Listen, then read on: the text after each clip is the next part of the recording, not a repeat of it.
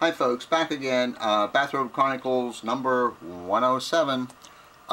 This is going to be about a psychic. Yep. And before, if you'll watch going here, before I talk about this particular psychic, had something really interesting happen. As some of you may know, I was about to sort of give up the ghost, as they say, and stop these silly things. The real short version is I'd had I don't know how many of them, and nobody was watching the daggone things, and they do take a little bit of time.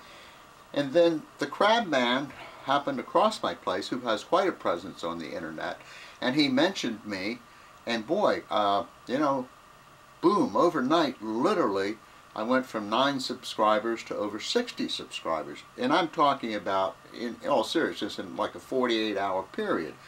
And these people were all really pleasant and seemed bright and gave intelligent comments and lengthy comments and all. So, you know, I continued on. Anyway, so I had just recently, I did 2 segments on Sylvia Browne, and primarily I was promoting a website by a gentleman named Robert Lancaster, who has a site that's Stop Sylvia, and it's of course about Sylvia Browne. And it ended up going to JREF, James Randi Educational Foundation. It ended up on there, and boom, overnight I had, like, you know, another 100 hits on one of the segments. I had 2 on Sylvia Browne. And there weren't many comments left, but I had, you know, 5 stars and all of that, and that made me feel good. And most of the folks lately who take the time to use that star thing, I've ended up with 5, and I feel pretty flattered, and and no one's tried to track me down and shoot me that I know of. But the funniest thing happened. I was checking that Sylvia place because of so many hits, you know, because of James Randi's forum, and you know, they ended up going from there over to my place because there was a link, and I saw that both of them no longer had 5 stars. It was like 4 with a faded 5th one or something, and there was 2 comments there that I hadn't seen before. And I looked at the comments, and I don't know, thought it was a joke or something. This person who commented, no sense in mentioning their name, said he loves Sylvia. Sylvia's greatest thing in the world. And a similar comment on both of them. So I went to this person's website, or channel, as they call it on YouTube, and I was flabbergasted, I guess. This is a young fellow who, I'm not going to go into any of the other details because it's really not even important, and why I'm wasting my time on this one I don't know, but I just thought it was interesting. Under favorite books, all he had there was all of Sylvia Browne's books. And I was wondering, what the heck? Anyway, I thought somebody might get a kick out of that, but let me get on to this. And I'm going to do a lot of reading here, unfortunately, as I often do. This is New York Times. It's about this fellow who, his name is, I guess it's Sean David Morton, and he calls himself America's prophet. He said that he's been trained in the art of time travel, and he can foretell the future of the stock market. Now, there's 2 points I want to make about this thing. But anyway, I'll try and get to that. Okay, anyway, I'm getting ahead of myself. But to the authorities, he's simply a fraud, and as the authorities say, and a really, really bad psychic. SEC has sued him for fraud this past Thursday, claiming he swindled more than $6 million from investors by promising them piles of money, get this, along with spiritual happiness.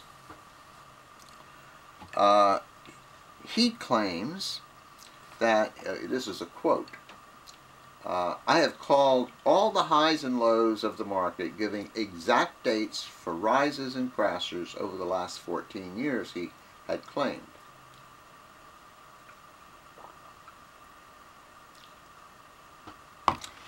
And they sort of liken it to Madoff, except of course it's not to the extent that Madoff was as far as the financial losses. But the story is so unlike the usual Wall Street fare. It touches on late night talk radio, a company called Magic 8 Ball, and the Dalai Lama. That even in this post-Madoff world, it all seems a bit hard to fathom. By his own reckoning, Mr. Morton is a modern-day Nostradamus. According to his website, the Dalai Lama sent him to a monastery in Nepal where a fusion of Eastern spirituality and Western psychic techniques helped him develop the spiritual remote viewing system. You guys still with me? Yeah. Anyway, I have a point to make later, I guess. Anyway, he had a newsletter to 20,000 subscribers. His website and his frequent appearances on radio shows like Coast to Coast, I've done a segment on them also. He and his wife Melissa created 3 unregistered vehicles for their investors. One was called Magic 8 Ball Distribution. The SEC named Mrs. Morton and a religious organization the couple founded as relief defendants, meaning that the regulator is seeking to retrieve profits from them but has not filed charges against either. According to the SEC, Mr. Morton pledged to invest money he collected with foreign currency traders who would act according to his psychic revelations. The strategy purportedly earned returns as high as 117% over 5-month periods. The reality, the SEC claims, was less impressive and fraudulent. In court filings, the agency claims that Mr. Morton actually deposited only $3.2 million, remember I think it was 6, into trading accounts. The rest was funneled to various entities, with $240,000 sent to the Prophecy Research Institute, a non-profit religious group set up by the Mortons. You know, this is another thing that really ticks me off. Well, let me come back to part